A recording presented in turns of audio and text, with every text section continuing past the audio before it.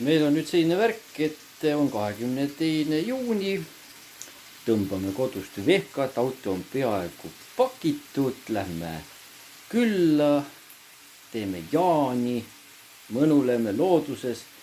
Aga mis siis saab, kui kodus ei ole elektrit enne ära minekut, aga ometigi sai päev varem sügavkülmast kukkeseened välja võetud, siis saab seda, et kas muud midagi, kodus peab olema gaasi. Kui alumine vurtsupill ei tööta, siis peab pisem hakkama saama ja ikkagi see nüüd tuleb ära praadida. Isasi, kas kohe sööma hakkame, aga vähemalt praeme läbi. Vaat, selline lugu.